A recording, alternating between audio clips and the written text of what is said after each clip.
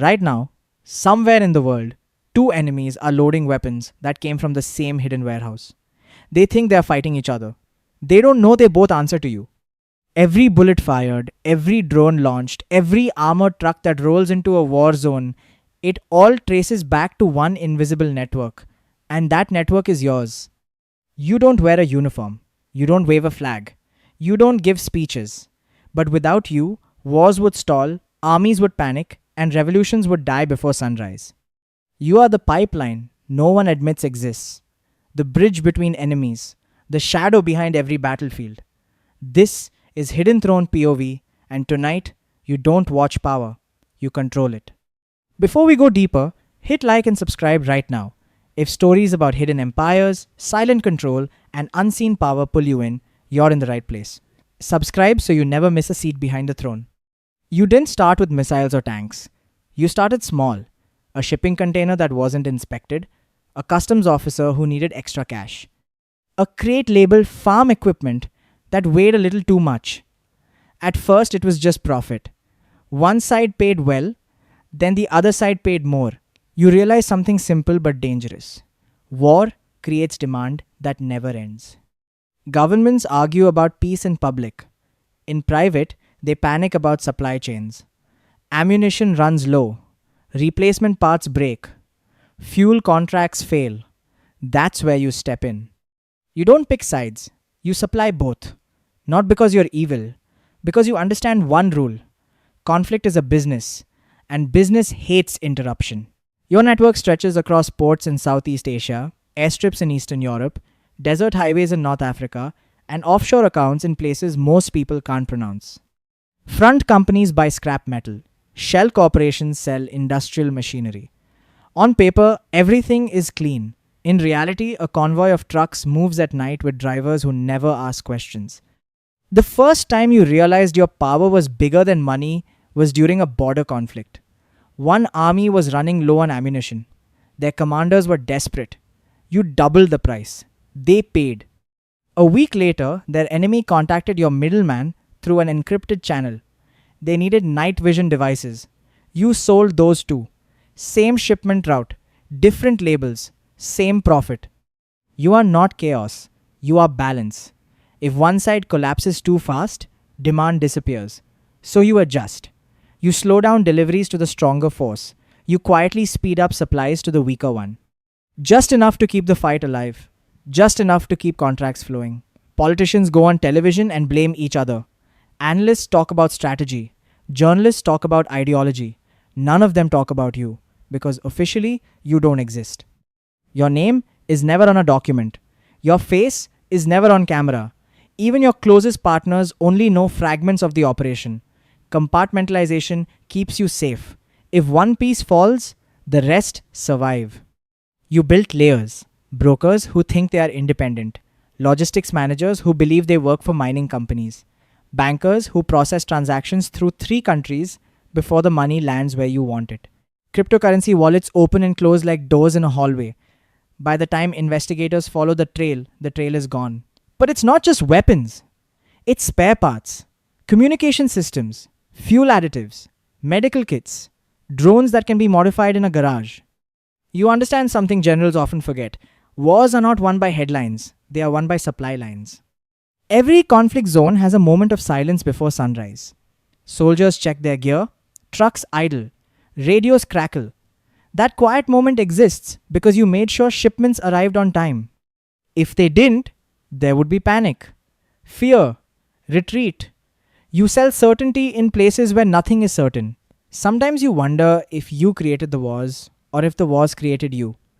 You don't start them, but you make sure they never run out of oxygen.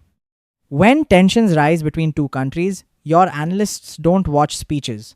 They watch fuel purchases, they track troop movements, they monitor defense budgets.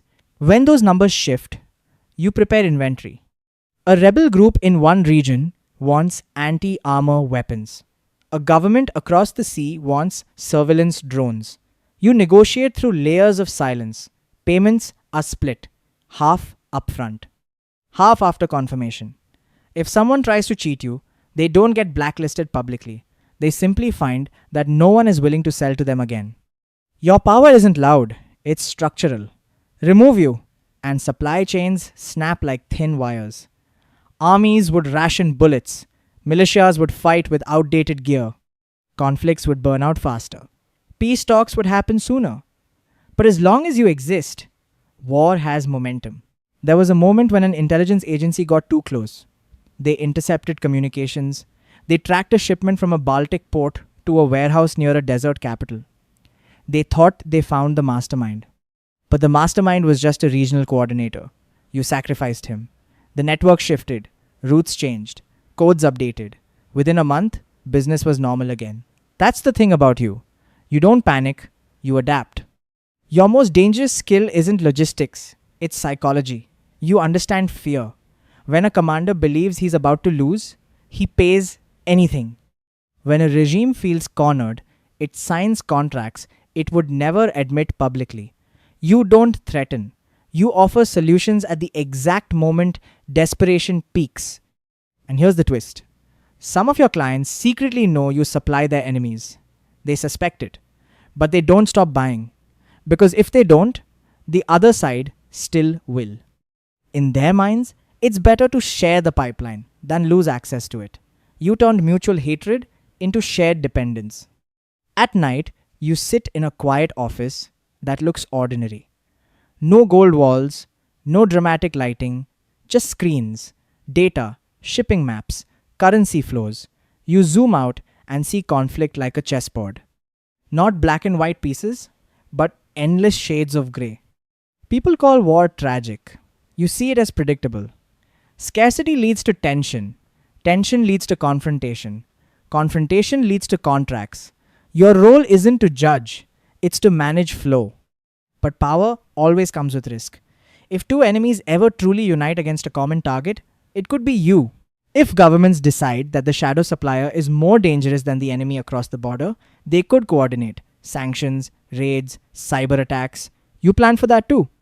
You diversify, you invest in legal industries, infrastructure, energy, technology, startups. On the surface, you look like a clean investor who speaks at business conferences about emerging markets. No one in the audience knows that half those emerging markets are emerging because of instability you quietly sustain. Sometimes you get messages from war zones. A photo of a weapon system you supplied, a video of a convoy moving at dusk, proof of delivery, proof of impact. You don't celebrate, you archive. There's a moral question buried under all of this. Are you responsible for every life lost? Or are you just filling a gap that would exist with or without you? You've asked yourself that more than once. The answer changes depending on the day. You tell yourself that if you didn't do it, someone else would. And maybe that's true, but the scale you operate on, that's not inevitable. That's built. One night, an offer comes in that changes everything.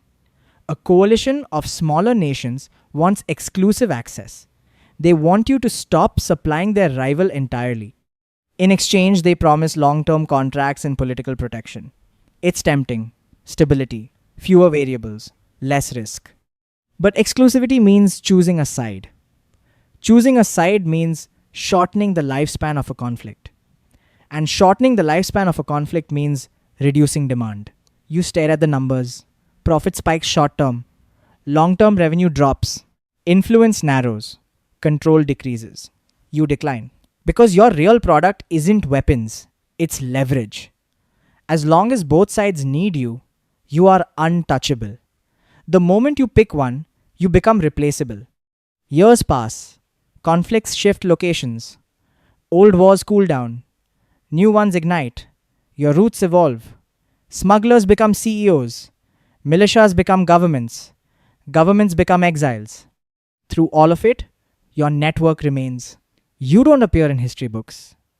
But if someone traced every bullet, every drone, every spare engine part back to its source, your fingerprints would form a map of modern conflict.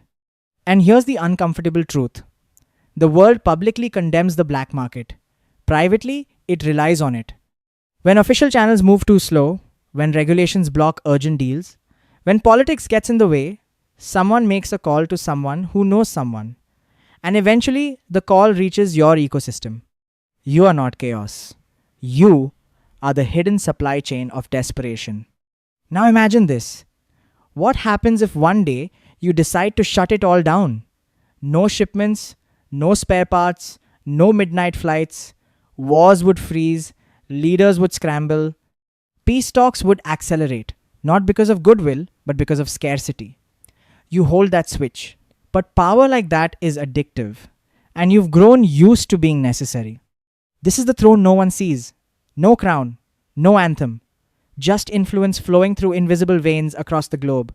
And as long as conflict exists, there will always be a space for someone like you.